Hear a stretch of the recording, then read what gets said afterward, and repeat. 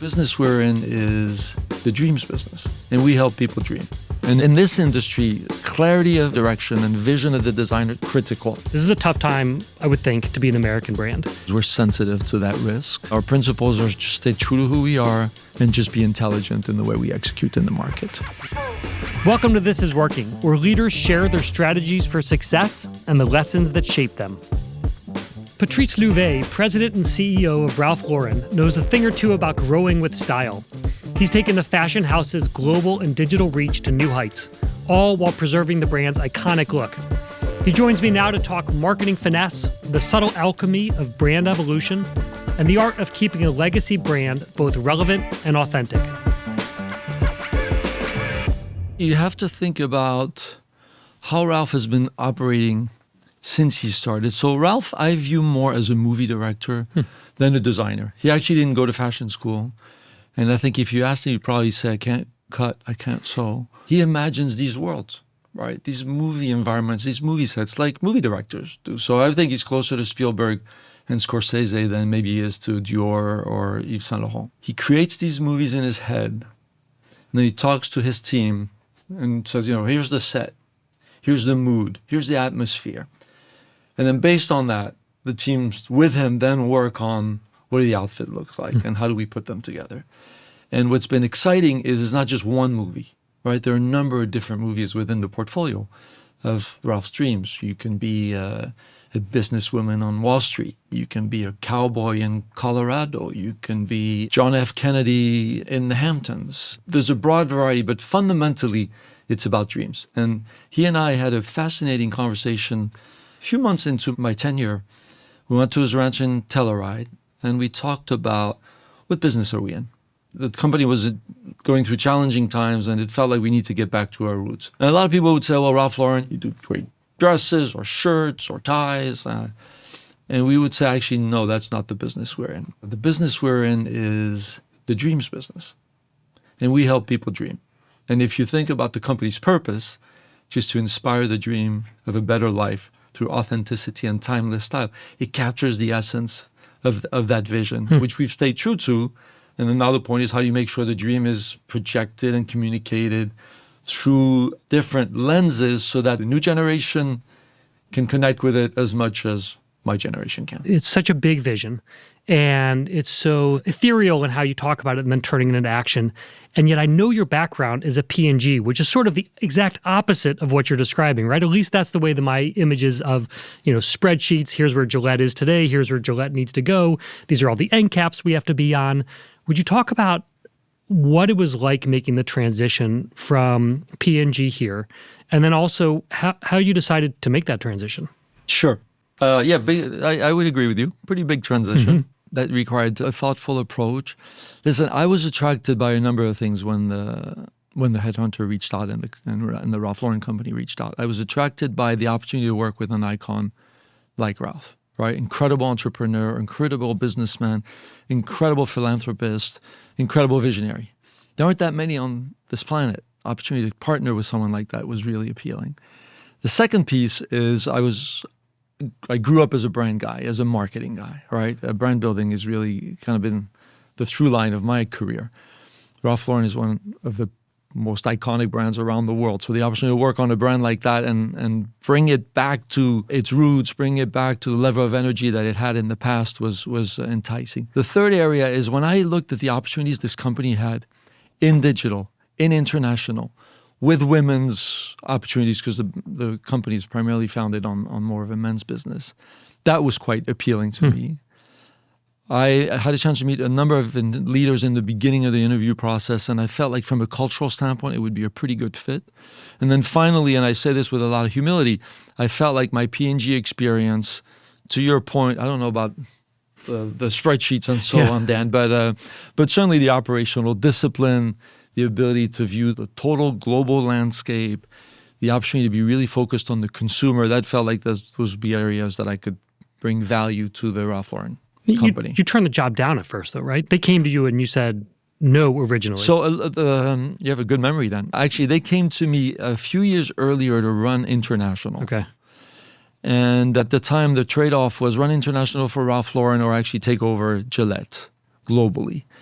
And I was very excited about the Gillette opportunity. P&G had recently acquired Gillette. Brand had incredible presence and equity. And same thing, needed to be accelerated. So I did turn it down. There was the initial interviews went pretty well for the Ralph Lauren role. The next step was to go to New York. I was in Geneva at the time, and meet with Ralph. And yes, I did turn it down. You are right, but stayed in touch, and ultimately we connected. Just from a career perspective, they've got two opportunities, and they've got to obviously only choose one. How did you make that choice? I've always been driven by this concept of potential. And what I hope is at the end of my life, I can look back and say, okay, I did everything I could to leverage my full potential. And therefore, I ask myself the question for new opportunities, am I going to grow? Am I going to learn something new? I'm going to be able to impact differently. And I look at that through those lenses. And will this enable me to get closer to leveraging my full potential? At the time, when I compared the two roles, it felt like the global leadership role for Gillette, given the size of the business, the level of investment, the situation the business was in, was going to be a greater growth opportunity for the next 2 to 3 years than the head of international for Ralph Lauren. Now, when the Ralph Lauren CEO position came, I did the same exercise, right? Because I was still at Procter & Gamble at that time, looking at it through the lens of, okay, so the next 3 to 5 years, relative to leveraging my full potential, which opportunity actually is going to help me grow and develop the most? And that was actually a relatively straightforward choice, which is I felt like the CEO role at Ralph Lauren was going to deliver best on that. You mentioned the role that Ralph himself played in making this decision, this idea to sort of get to work with him and be under this director type and help lead it into a new direction. Or expand its scope, I guess. When you took the Gillette job, you didn't have King Gillette telling you what you could do and couldn't do. So how do you think about the pros and the cons of having a big persona who is telling you, this is my vision, and then you have to carry it out, versus you being able to create the whole thing? It's very different in day-to-day than people might think externally. All right. Ralph has a very clear vision, and he's a really unique individual. He has a very clear vision, but he's very collaborative in the way he approaches things. And he doesn't feel like he only has the answer and everybody else just needs to execute. I was actually just with him before I came to see you. He's very inclusive in his thinking. So there's clarity of direction, and then there's engagement. And actually, one of the things I think that's most inspiring is he will have a meeting with 10, 15 people around the table. He will go to the newest hire and say, Susie, what do you think? Okay, and this may be a person that's got 5 days in the job. Right. But he wants to know. And he's curious, and he wants to learn from that standpoint. So, of course, in this industry, clarity of and consistency of direction and vision of the designer, critical. Yeah. Right? Understanding of the consumer, understanding of who we want to appeal to. If we can have the two that come together, then you become irresistible, certainly in this space. The perception of the U.S. is challenged in a lot of countries right now. Is that changing how you think about marketing or going into countries, or have you not seen it have an impact on you? So we're tracking it because we're sensitive to that risk. We have not seen that at this point, but that doesn't mean it won't happen for our business specifically.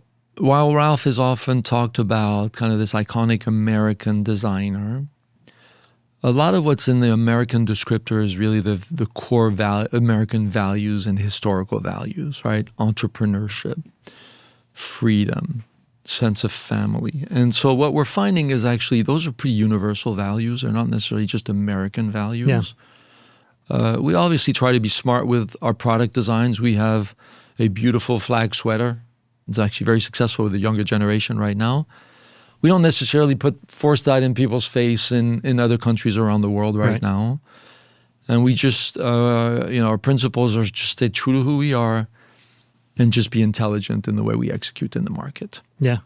I mean, I guess it's another example of don't be hot or cold. Just put the earmuffs on, keep going where you're going. Right. Can you talk a little bit about career advice? What do you tell people who are rising up within the company? What kind of career advice do you give them? The first thing I say to them is be ambitious. Okay, I actually find, after my decades of career experience here, that we are often our greatest limiter. And we are capable of doing so much more than we generally think. So be ambitious. Believe in yourself, be ambitious. Ralph is a great example of that. Yeah.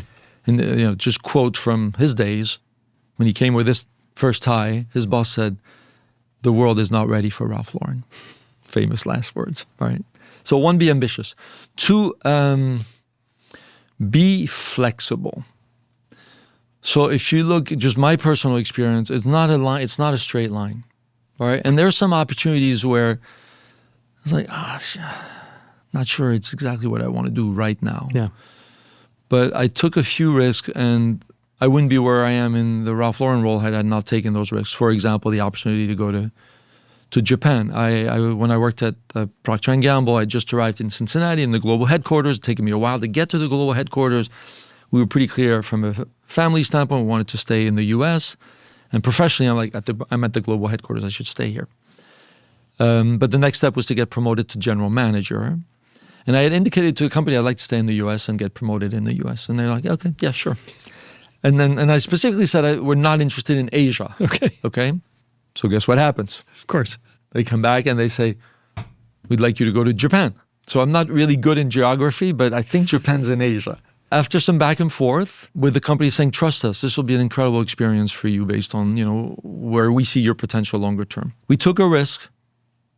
That was a pretty big shift. Mm-hmm. The U.S. to Japan. Culturally, my wife had to drop her job.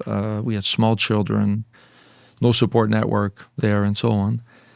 And I'm so happy I took that risk. And the beginning was really difficult, but I'm so happy I took that risk. And I learned things that are incredibly valuable in my experience as CEO today. So the second area, I think, is be flexible and take risks.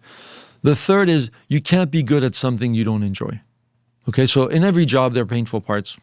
Be ludicrous to say everything's perfect, but you have to find something that really gets you excited and to go in the morning. So it takes a little time to identify what that is, right? I think young people coming out of school don't necessarily know that. But after that, I think using that as a guide. And then the fourth goes a little bit back to what we talked earlier from my choices, which is, are you learning? Are you developing, right? There's a great Albert Einstein quote, which is, when you stop learning, you start dying. And I think too often people go, well, I've done with school, went to business school, whatever, check. Now I'm working. I'm like, yeah, you're working, but you're learning, right? And challenging yourself as you look at career opportunities. Is this going to help you grow? Are you going to build a new skill? Is this going to challenge you in certain areas, or is this more of the same, and using that as a filter? Those would be some of the tips. Amazing advice. We are going to return in a few weeks with the second half of my conversation with Ralph Lauren CEO Patrice Louvet. Till then, be well, stay curious, and follow Patrice. He's great on LinkedIn. I'll see you soon.